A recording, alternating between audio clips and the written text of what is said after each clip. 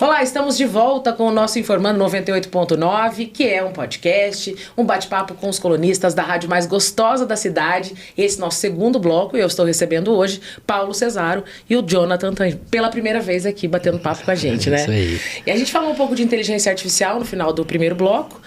O que a gente tem disso, assim, dentro de... Porque eu já imagino, né? Quase todos os novos prédios que a gente vai, condomínios que a gente vai, tem lá a carinha pra você colocar, né? E geralmente a gente dá aquela olhada assim, você não é do prédio, já não reconhece você, daí eu falo, né?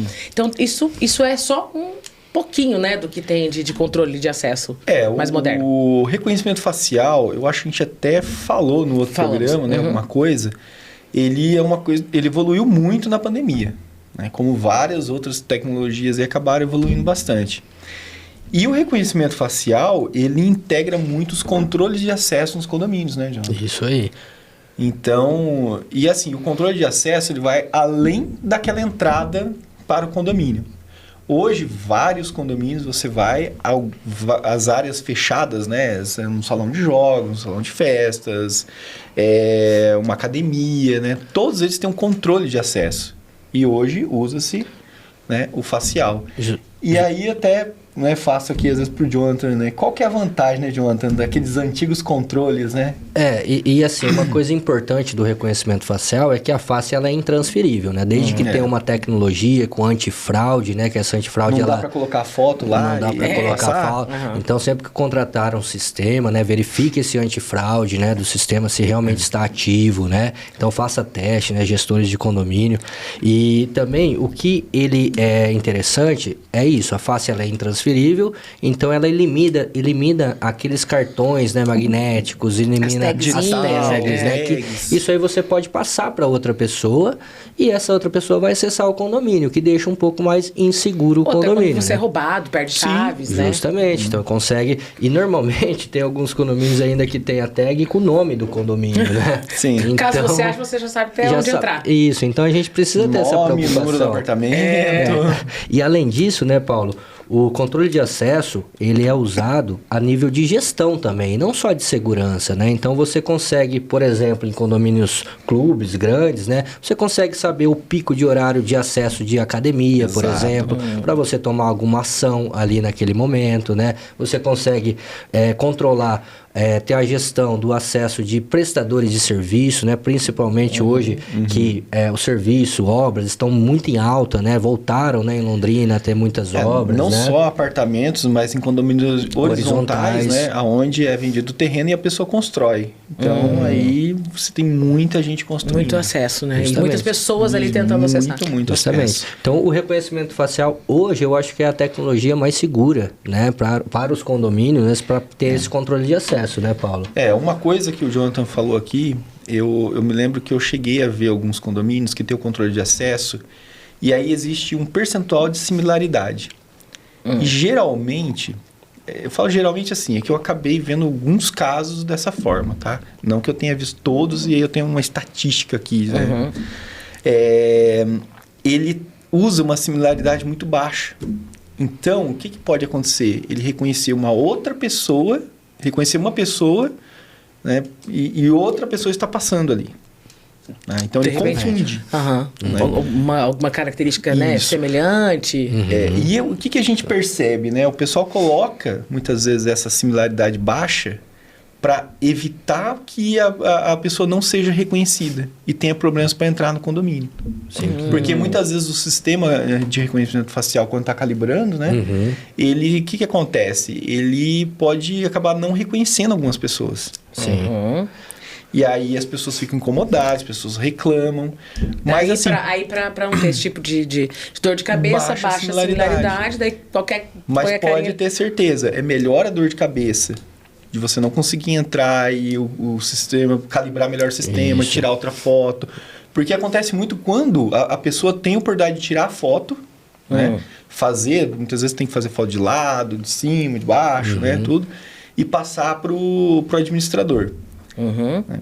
E aí, nesses casos, às vezes o fundo tem gente passando, ou a luz está atrapalhando, tem várias situações. E no ambiente adequado para isso, né, feito para isso, para tirar foto, aí você já evita todos esses problemas. Sim. E assim, Carol, também a inteligência ela é trabalhada por amostragem, né? Então, quanto mais vezes você passar naquele reconhecimento facial, mais o sistema está aprendendo sobre você, sobre a sua característica, né? Então, muito provavelmente, você faz lá uma foto sem óculos, né, para o seu cadastro. Depois de um tempo, o sistema consegue até reconhecer você de óculos, né? Então, porque ele vai se trabalhando e sendo inteligente. Na época das máscaras, né, tinha, né, os sistemas que reconhecia com máscara. Justamente. Né, ele pegava só o restante da face e aí fazia o reconhecimento.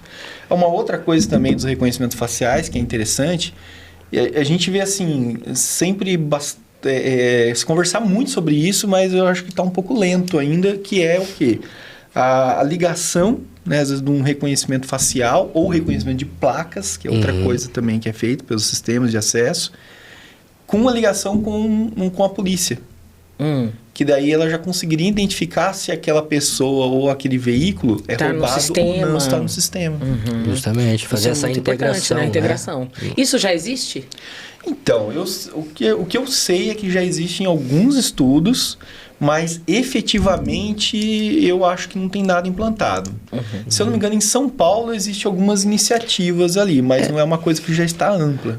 Tem algumas iniciativas mais pontuais, assim, por exemplo, em algumas ocasiões festivas, assim, por exemplo, carnaval, né? Que mas tem... aí é na rua, na né? rua. Assim, né? Não condomínio. Mas não essa parceria, né? Entre os condomínios e a segurança, né? Desconheço essa parceria. De condomínios aí, eu sei que tem algumas iniciativas pontuais, eu acho que são mais testes, né? Mas amplamente utilizado, não.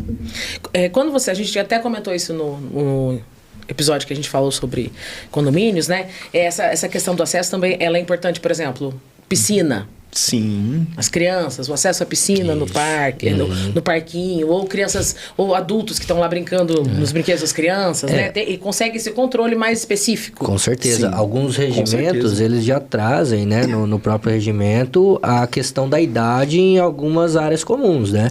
Então, tendo esse controle de acesso por facial, aquele menor de idade que não pode acessar tal lugar sozinho, sem um responsável, ele não vai conseguir porque não tem o reconhecimento dele cadastrado ali naquela área. Então ele vai ter que obrigatoriamente entrar acompanhado de um responsável maior de idade, né?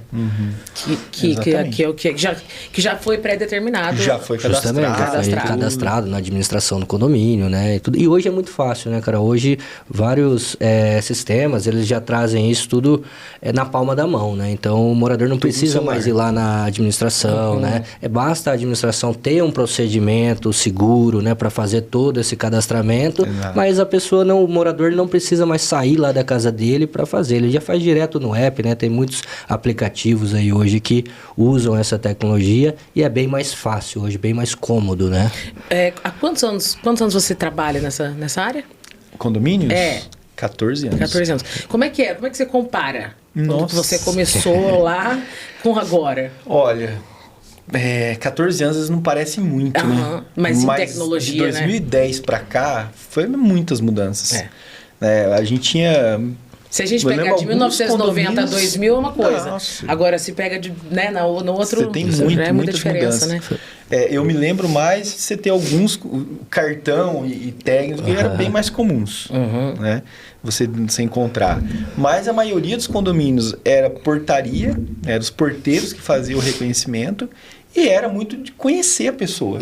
A maioria. Alguns estavam, né, tinham instalados um sistema um pouco melhor, que era ou era com tag ou era com cartão, né? Que hoje a gente vê que não era tão bom assim, porque você pode passar para outra pessoa, ou alguns eram digital, né? Mas não tinha essa ênfase toda, por exemplo, de controlar todas as áreas do condomínio para acesso. Era só um acesso básico mesmo. Era só o acesso na entrada, era o porteiro que controlava. A gente até brinca, né, Paulo, que o porteiro antes era realmente aquele cara que abria o portão.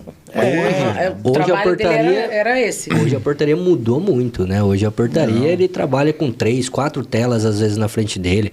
Tem lá um telefone digital, tem celular, tem tablet, tem. Então a tecnologia da informação, né? Ela trouxe muito isso. É um cenário totalmente diferente. Mudou muito. Né? Até o John está há 9 anos, né? Trabalhando com condomínios, né?